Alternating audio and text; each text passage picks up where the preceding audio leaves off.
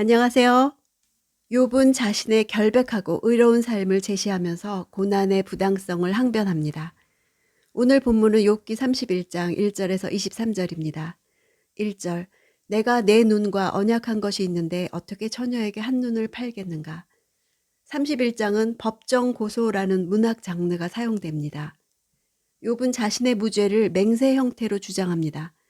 이것은 내가 어떤 범죄를 저질렀으면 이런 일이 닥칠 것이다 라는 저주 형식입니다. 무죄맹세 첫 번째는 호색한 적이 없다고 말합니다. 눈은 마음의 욕망을 표현합니다. 욥이 말하는 구체적 욕망은 처녀에게 주목하는 것입니다. 처녀라는 단어는 자신의 아내가 아닌 매력적이고 끌리는 젊은 여인을 의미합니다. 주목한다 하는 단어는 동침을 생각하며 쳐다본다는 뜻입니다. 눈으로 주목하고 마음에서 욕망이 커져서 결국에는 간음이나 성적 부도덕으로 이어지게 내버려 두는 것을 뜻합니다. 2절 그리한다면 위에 계신 하나님께 무슨 몫을 받으며 높은 곳에 계시는 전능하신 분께 무슨 기업을 받겠는가. 호색했다면 그 결과를 말하고 있죠. 이렇게 맹세 형태는 결과를 저주같이 말합니다.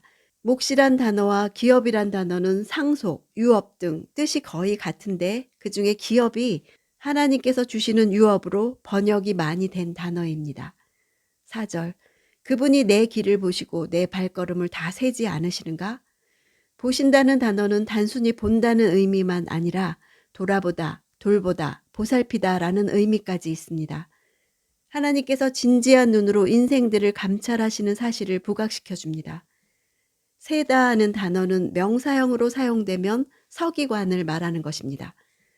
그러니까 하나님께서 마치 서기관처럼 그의 일거수일투족을 감찰하시고 세세하고 구체적으로 기록하고 계신다는 의미입니다.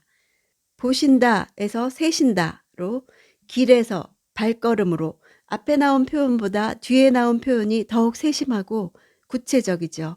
점층법입니다. 하나님께서 자신의 삶을 지켜보고 계심을 보다 분명하게 표현했습니다. 5, 6절 내가 잘못된 길로 갔거나 내 발이 속이는 데 빨랐는가? 그랬다면 내가 공평한 저울에 달려서 하나님께서 나의 흠없음을 알게 되시기를 바란다. 욥의 무죄 맹세 두 번째는 허위와 기만입니다. 여기서 욥은 자신과 전혀 무관한 것으로 잘못된 길과 속이는 발을 들고 있습니다. 공평한 저울은 하나님께서 저울에 달아보시고 내리시는 의로운 판결을 말합니다. 7절 내 발걸음이 바른 길에서 벗어났거나 내 마음이 내 눈이 바라는 대로 이끌렸거나 내 손에 어떠한 오점이라도 묻어 있다면. 욥의 무죄맹세 세 번째는 탐욕입니다. 벗어나다 하는 동사는 사람이 마음을 돌이키고 배신하는 것, 변절하는 것을 가리키는 단어입니다. 눈이 바라는 대로 마음이 이끌린다는 것은 욥이 죄를 짓는 통로를 정확하게 인식하고 있고 지속적으로 차단했음을 강조하는 것입니다. 오점이라는 것은 재물의 거룩성과 완전성에 해당하는 흠을 말합니다. 8절 내가 심은 것을 다른 사람이 먹어도 좋고 심지어는 내 곡식들이 뿌리째 뽑혀도 좋을 것이다. 탐욕에 대한 저주는 그가 수고한 모든 노동이 헛수고가 되고 농작물의 저주가 임할 것이라는 것입니다. 한 해의 수확물을 모두 약탈당하는 것을 의미합니다. 곡식들이 뿌리째 뽑히는 것은 테러와 자연재해와 전쟁으로 인함입니다.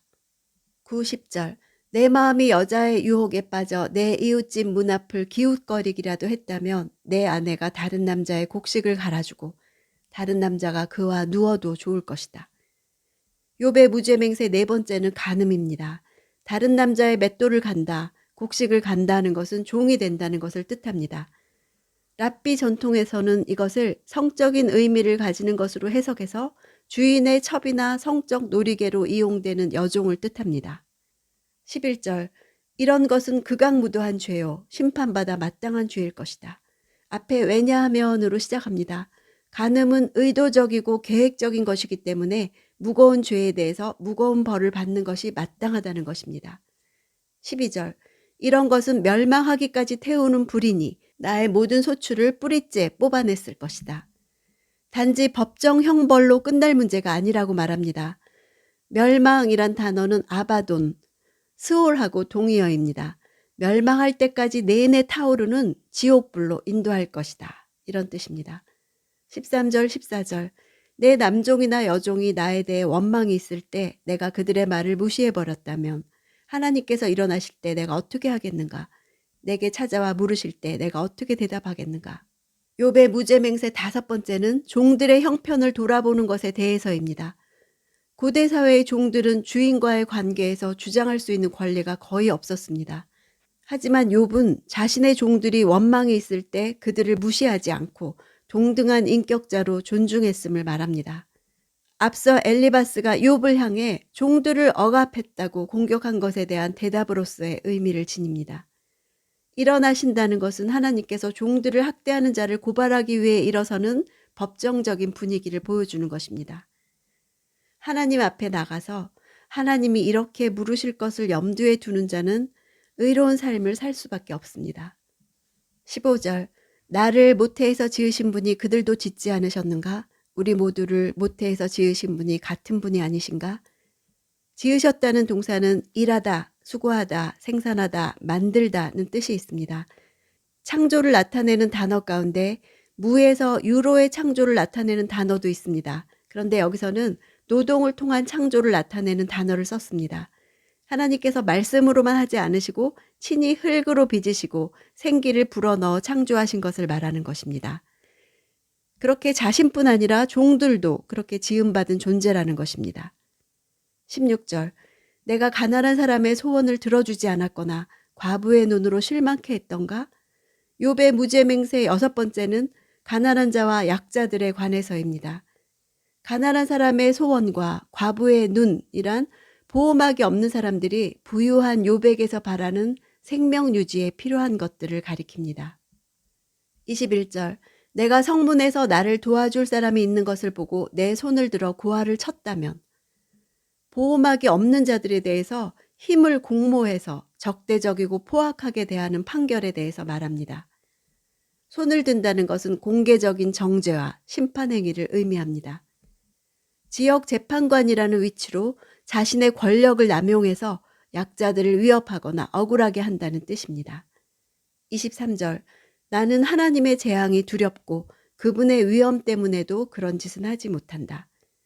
욥이 의로운 삶을 산 이유가 무엇인지 보여줍니다. 하나님을 경외하는 마음과 심판을 의식하는 데서 비롯된 것입니다. 욥기 31장은 욥의 마지막 연설입니다. 욥이 하나님을 만날 준비를 하면서 자신에 관해 하고 싶은 마지막 말입니다. 자신에 관해 마지막 말을 한다면 무슨 말을 하게 될까요? 나를 창조하신 하나님 앞에 섰을 때 자신에 관해 가장 먼저 하는 말은 무엇일까요? 재판장이신 하나님이 나에 관해 해주시길 바라는 말은 무엇인가요? 욥은 첫 절에서 자신의 눈과 언약을 맺었다고 말합니다. 욥이 한 눈과의 언약은 지금도 인터넷에서 음란 정보를 걸러내는 유명하고 탁월한 웹사이트 언약의 눈으로 알려져 있습니다. 이것은 외부에서 욥에게 주어진 언약이 아닙니다. 욥이 맺은 언약은 높이 계신 하나님 앞에서 깨끗한 양심을 지키겠다는 것입니다. 욥은 마음의 부정이 자신의 분깃과 기업으로 나타날 것을 믿고 있습니다. 내가 한 행동이 하나님 앞에서 기업으로 돌아올 것을 생각하고 마음을 깨끗하게 지키는 삶을 하나님은 보고 계십니다. 욥기 파이팅입니다.